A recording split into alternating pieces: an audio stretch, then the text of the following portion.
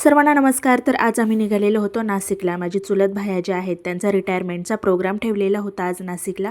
तर शुभ्राचे पप्पा पण हाफ डे घेऊन आलेले होते कामाहून आणि मी पण पटपट घरातली सर्व कामं आवरून घेतलेली होती, कारण मुलांना सोबत न्यायचं नव्हतं. मुलं स्कूलला गेलेली होती आणि प्रोग्रामचा जो टायमिंग होता तो 11 ते 2चा होता. पण इथे आल्यानंतर प्रोग्राम अजून सुरू झालेलाच नव्हता. पाहुण्यांची वाट बघितली जात होती.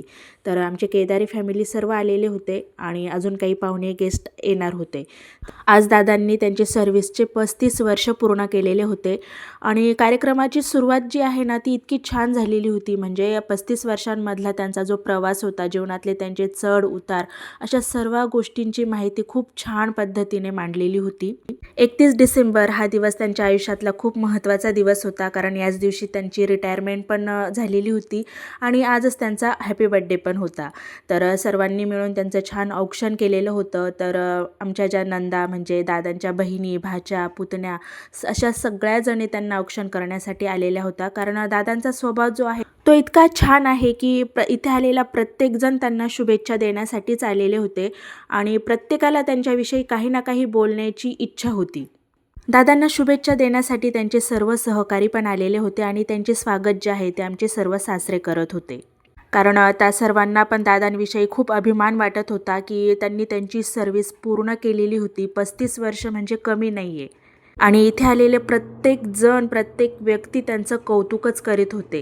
तर यामुळे सर्वजण खूप भारावून गेलेले होते आणि नानू आणि तेजस दोघांनाही आपल्या वडिलांविषयी बोलताना खूप भरून येत होतं, कारण दोघांनाही आपल्या वडिलांच्या कष्टांची पूर्ण जाणीव आहे आणि दोघांनीही शिक्षण खूप छान घेतलेले आहेत आणि स्वतःच्या पायावर उभे पण आहेत. तर आईवडिलांसाठी यापेक्षा मोठी गोष्ट काय असू शकते, बरोबर की नाही. त्यानंतर दादांचा बड्डे पण होता, तर तो पण तिथे सेलिब्रेट केलेला होता आम्हा सर्वांसोबत. फॉरेस्ट खात्यामध्ये दादांनी त्यांची सर्व्हिसही पूर्ण केलेली होती. त्यानंतर सर्वच पाहुणे त्यांना शुभेच्छा देण्यासाठी येत होते आणि आम्हाला पण घरी जायचं होतं, कारण मुलांना आम्ही आणलेलं नव्हतं सोबत. त्यामुळे शुभ्राचे पप्पा पण लगेचच पटकन शाल आणि टोपी वगैरे देण्यासाठी गेलेले होते दादांना. तर आम्ही दोघांनी पण त्यांना छान फुलांचा गुच्छही दिला आणि शुभेच्छा पण दिलेल्या होत्या. आणि त्यांच्या या प्रवासामध्ये त्यांची भक्कम साथ देणाऱ्या आमच्या ताई म्हणजेच आमच्या मोठ्या जाऊबाई यांना पण खूप शुभेच्छा दिलेल्या होत्या आम्ही, कारण एकमेकांच्या साथीनेच कुठलाही प्रवास हा पूर्ण होतो आणि एकमेकाला समजून घेतलं की पुढचा प्रवास पण अगदी सोपा होऊन जातो, बरोबर की नाही. त्यानंतर आमचे सर्व नातेवाईक आलेले होते. त्यांना सर्वांना थोडा वेळ भेटलो, बोललो, गप्पा गोष्टी झाल्या थोड्याशा आणि तसंही मुलांना आम्ही घरी सोडलेलं होतं. तर त्यामुळे सर्व जीव घरी लागलेला होता. त्यामुळे आम्ही पटकन निघालेलो होतो. संगीताताईंना सर्वजण बोलत होते, लवकर का आल्या नाही. चला तर भेटूया पुढील ब्लॉगमध्ये. बाय.